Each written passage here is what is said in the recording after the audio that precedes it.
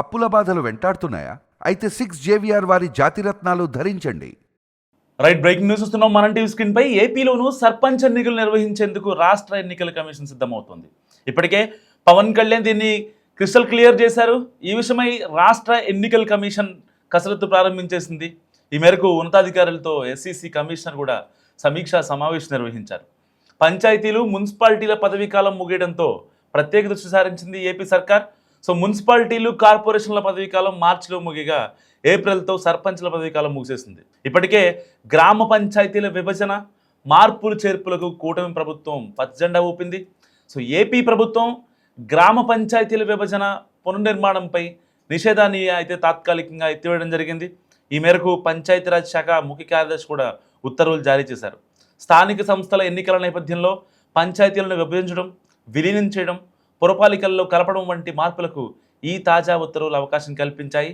ఆయా గ్రామ పంచాయతీల పాలకవర్గ సభ్యుల తీర్మానాలు, గ్రామ సభల ఆమోదంతో ఈ ప్రక్రియ కొనసాగనుంది. గ్రామ పంచాయతీలకు సంబంధించి ఆంధ్రప్రదేశ్ ప్రభుత్వం కీలక నిర్ణయం తీసుకుంది. గ్రామ పంచాయతీల విభజన పునర్నిర్మాణంపై నిషేధాన్ని తాత్కాలికంగా ఎత్తివేసింది. ఈ మేరకు సంబంధిత ముఖ్య కార్యదర్శి ఉత్తర్వులు కూడా జారీ చేశారు. తదుపరి ఆదేశాలు వచ్చేంత వరకు ఈ ఆదేశాలు ఇప్పుడు తాజాగా ఇచ్చిన ఆదేశాలు అమల్లో ఉంటాయి. సో ఈ మేరకు చర్యలు చేపట్టాలని కూడా రాష్ట్ర పంచాయతీరాజ్ గ్రామీణాభివృద్ధి శాఖ కమిషనర్కు ఆదేశాలు జారీ చేశారు ఎస్సీసీ. అయితే స్థానిక ఎన్నికలకు ముందు గ్రామ పంచాయతీల్లో గ్రామాలను విలీనం చేయడం, విభజించడం వంటి మార్పులు చేర్పులకు అవకాశం కల్పిస్తుంటారు బేసిక్గా.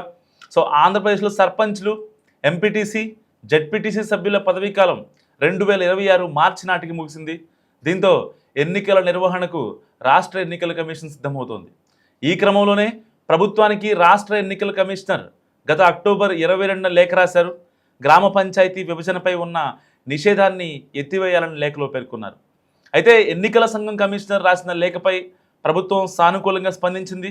గ్రామ పంచాయతీల విభజనపై ఉన్న నిషేధాన్ని తాత్కాలికంగా ఎత్తివేసింది. ఏపీలో పంచాయతీ పాలక వర్గాల గడువు ఏప్రిల్ 2, 2026 వరకు ఉండడంతో జనవరిలో ఎన్నికలు నిర్వహించాలన్న ప్రభుత్వం ఆలోచన మారింది. సో పాలక వర్గాల పదవీకాలం ముగిసిన తర్వాతే ఎన్నికలు నిర్వహించాలని నిర్ణయించారు. దీంతో అక్టోబర్లోపే పంచాయతీ ఎన్నికలు జరుగుతాయి. వాస్తవానికి జనవరిలోనే ఎన్నికల నిర్వహణకు ప్రభుత్వం కసరత్తు మొదలుపెట్టి రాష్ట్ర ఎన్నికల సంఘానికి సూచనలు కూడా ఇచ్చింది. అయితే కొన్ని రాజకీయ సాంకేతిక అంశాల కారణంగా ఎన్నికలు ఆలస్యం అయ్యాయి. ప్రభుత్వం తాజాగా జారీ చేసిన ఉత్తర్వుల ప్రకారం ఒక పంచాయతీని 2గా విభజించడం, ఒక పంచాయతీలో ఉన్న గ్రామాలను మరో పంచాయతీలో కలపడం, లేదా 2 పంచాయతీలను విలీనం చేయడం వంటివి చేయడానికి అవకాశం ఏర్పడింది. అంతేకాకుండా పంచాయతీలను వాటి సమీప పుర నగరపాలక సంస్థల్లో కలపడం వంటివి చేయడానికి వీలు కలుగుతుంది. అయితే ఈ మార్పులు చేయాలంటే పాలకవర్గ సభ్యుల తీర్మానాలు చేయాల్సి ఉంటుంది.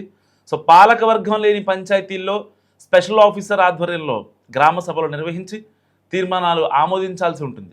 ఇలా పంచాయతీల్లో ఆమోదించిన తీర్మానాలను సంబంధిత జిల్లా కలెక్టర్లు, రాష్ట్ర పంచాయతీరాజ్ శాఖ ఆ యొక్క కమిషనర్ కార్యాలయానికి అందజేస్తారు. అండ్ ఆ తర్వాత పంచాయతీరాజ్ శాఖ ముఖ్య కార్యదర్శి కార్యాలయానికి అక్కడి నుంచి ప్రభుత్వ ఆమోదానికి తీర్మానాలు వెళ్తాయి, ఏదైతే గ్రామాల లెవెల్లో చేశారో. సో అయితే ఒక మండలంలో ఉన్న గ్రామ పంచాయతీలను మరో మండలంలో కలపడానికి వీల్లేదు. ఇలాంటి మార్పులు చేర్పులు ఏమైనా ఉంటే ఆ మండల పరిధి వరకే అనుమతిస్తారు. సో ఇలాంటి నేపథ్యంలో కూటమి ప్రభుత్వం పంచాయతీరాజ్ వ్యవస్థలో కీలక సంస్కరణలు చేస్తుంది. అందులో భాగంగా క్లస్టర్ల విధానాన్ని తొలగించేశారు. ఇప్పటి వరకు ఉన్న 7,244 క్లస్టర్ల స్థానంలో 13,351 గ్రామ పంచాయతీలను ఇకపై స్వతంత్ర పరిపాలనా యూనిట్లుగా ఇప్పటిదాకా వ్యవహరించారు. దీంతో ప్రతి పంచాయతీలోనూ పారిశుద్ధ్యం, తాగునీటి సరఫరా, గ్రామీణ ప్రణాళిక, వీధి దీపాలు, ఇంజనీరింగ్, ఆదాయం, ఇంకా పన్ను వసూళ్లు వంటి విభాగాలు ఉంటాయి.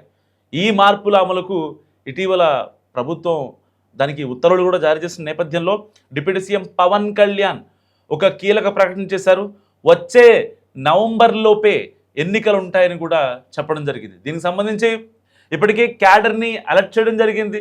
ఇటు అన్ని పార్టీలు కూడా ఒక అంటే జనరల్ బాడీ ఎలక్షన్స్ అయితే ఎలా జరుగుతాయో, సో ఇటు లోకల్ బాడీ ఎలక్షన్స్ కూడా అంతే ప్రతిష్టాత్మకంగా తీసుకున్నాయి అన్ని రాజకీయ పార్టీలు. సో ఎట్టి పరిస్థితుల్లో నవంబర్ లోపే ఎలక్షన్స్ ఉంటాయి. సో సరిగ్గా 2 నెలలు కూడా గట్టిగా టైం లేదు.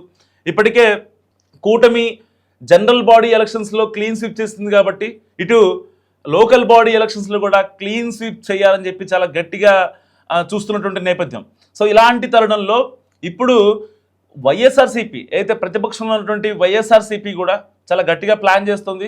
ఎక్కడా కూడా అనానిమస్ అవ్వకుండా ఉండాలని కూడా గ్రౌండ్ లెవెల్లో ఉన్నటువంటి నేతలకు వైఎస్ జగన్ దిశానిర్దేశం చేశారు. మరి నిజంగా ఇప్పటిదాకా అంటే గడిచిన 2 ఏళ్ల అభివృద్ధిలో ప్రజలు ఎవరి వైపు ఉంటారు అనుకుంటున్నారు? బస్ కామెంట్ చేయండి.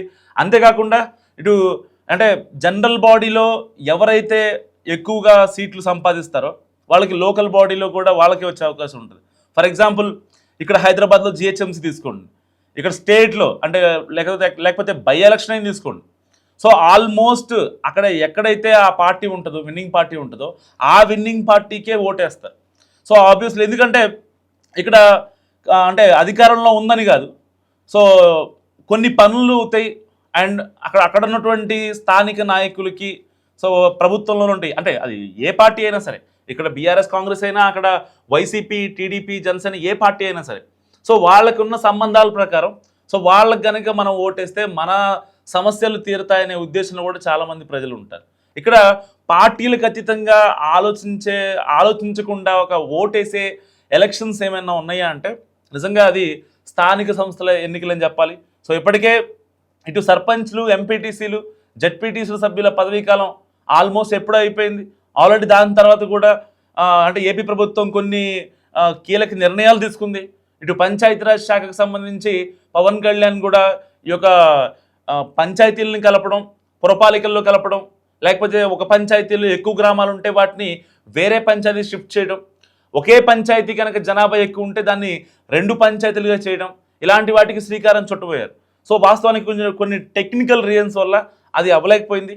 అండ్ దానికి సంబంధించి అంటే ఒకవేళ నిజంగా అలాంటిది కనుక జరిగి ఉంటే అంటే ఆల్మోస్ట్ ఎలాగైతే రాష్ట్రాల విభజన జరుగుద్దో, ఎలాగైతే అసెంబ్లీ కాన్స్టిట్యున్సీలో విభజన జరుగుద్దో, లోక్సభలో విభజన జరుగుద్దో, సేమ్ ఇది కూడా అంతే. అంటే గ్రౌండ్ లెవెల్లో చెప్తారు కదా, గ్రామాలు గట్టిగా ఉంటేనే స్టేట్ గట్టిగా ఉంటుంది.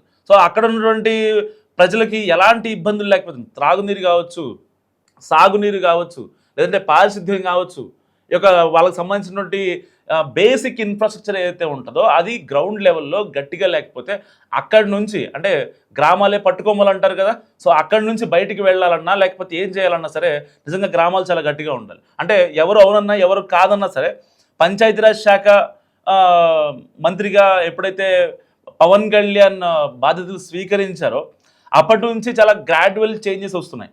అంటే ఈ యొక్క వైజాగ్ ట్రైబల్ ఏరియాలో కొన్ని చేంజెస్ తీసుకున్నా, లేకపోతే తిరుపతి ఏరియాలో మనం కొన్ని చేంజెస్ తీసుకున్నాం. సో ఇలాంటి చేంజెస్ చాలా గ్రాడ్యువల్గా కనిపిస్తున్నాయి. అంటే ఎట్టి పరిస్థితుల్లో ఇక్కడ కేవలం అంటే గెలవటం ఓడిపోవటం అనేది ఇక్కడ లక్ష్యం కాదు ఏ పార్టీకి అయినా సరే.